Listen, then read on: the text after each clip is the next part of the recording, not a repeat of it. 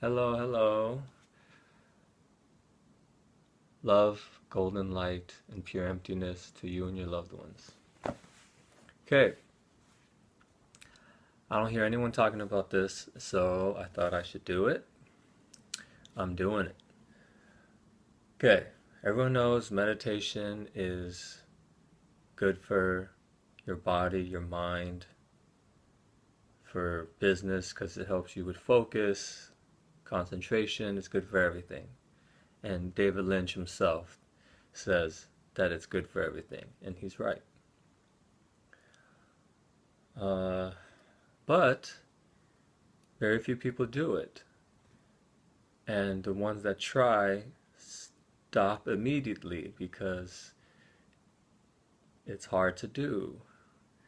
And they think they can't do it. And so I'm going to break it all down. Okay, the reason why meditation is so difficult is at first is really a physical thing. By the way, once you go beyond that stage and you're able to actually meditate, I think it's really good advice to think of meditation as a physical act. You're actually trying to get your mind out of the way. So, thinking of just being in the wisdom of the breath and the body, the intuitive, natural um, rhythm of the body and the breathing, that's what meditation is. It's really a physical act. But mind gets in the way, and that's the whole process of it, and that's why it's called practice. You're practicing to try to have no mind. Okay, so that's later. But for now, I also want to explain that the reason why meditation is so difficult at first is because it's a physical act. And we have bad posture very often.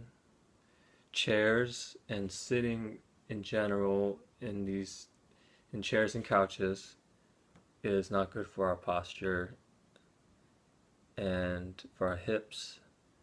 And so all these years of doing that, and then suddenly we want to meditate, and we are in pain. You're always gonna. I mean, I don't know about always, but you're for years and years you're gonna definitely have issues with the legs, and you're gonna have pain and stuff in the legs. That's something that's gonna persist for a while. But the thing that will go away is the pain in your back and your hips and your shoulders and your neck. Once you start having the right posture and everything. And so, my suggestion is if you want to meditate, because it's so good for everything, including becoming enlightened being, an awake being is a better way to put it, like Buddha, to become a Buddha, or better yet, find your Buddha nature that's within all of us. All you gotta do is meditate. But I suggest you first stretch. And I don't just mean stretch before you meditate. I'm saying, unless you're a very limber person, you should stretch for weeks or a month at least before you actually meditate, and that would help a lot. And if you want to get right to it, go ahead, do it. And you're gonna just fight through it, and physically you're gonna kind of learn this. It's like learning multiple things at once, like trying to relax but have the right posture and try to get beyond the pain. And so there's nothing wrong with that. In fact, in the great book Zen Mind, Beginner's Mind, there's something called Shoshaku Jushaku, which means following a wrong with a wrong, or just one big long mistake.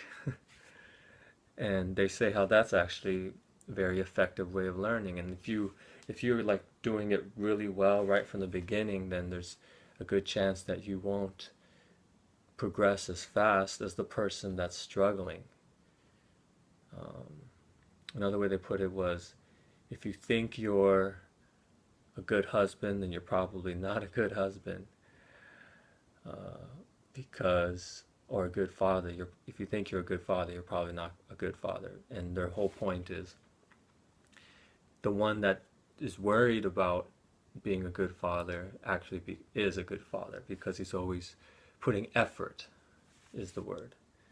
Putting effort in. And so there's nothing wrong with just struggling through it, and then eventually you'll start getting to that pinnacle of perfection. But to make it easier, and so that you won't quit, I suggest you stretch for a month, even for a couple months. Stretching is probably the most underestimated thing, you know. Our bodies aren't in the right alignment. It's kind of like your car, right? We would get our car aligned, but what about our own bodies?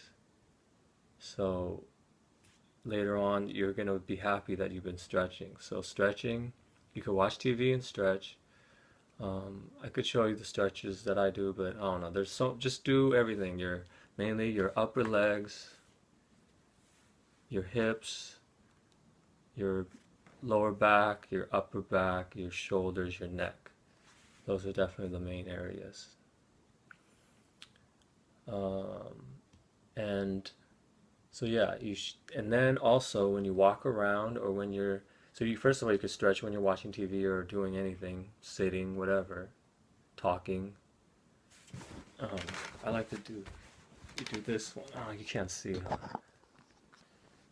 You just put one leg over the other, like that, while you're watching TV or something. That's a simple one that you can just sit there and you can switch. That stretches your hips.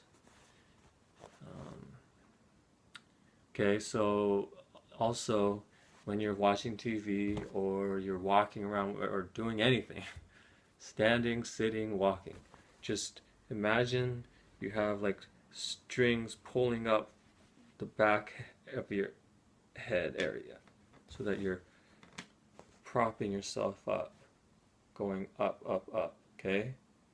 Which is also kind of what you want to do when you meditate. But this is also good for your posture, it's good for your breathing, it's good for your body, it's good for your circulation, it's good for your electromagnetic system, it's good for everything. So, you know, think of a kink in a hose, right? Anytime we're not in right good alignment, we have a kink in our hose, whether it's blood or electricity in the body, you know, glands, etc. Okay, so, and then also you can, you know, put your shoulders back, but just the main thing is up. Always think up, up, up whenever you're walking around or doing anything. Standing, sitting.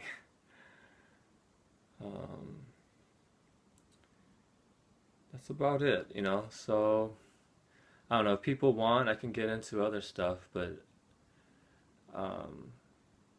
my guess is that most of you are going to have to stretch for a month or two or something before we can get into other stuff. So, but in any case, even if you don't end up meditating, stretching alone and just thinking about posture will do wonders for your body, your mind, and all your systems of your body.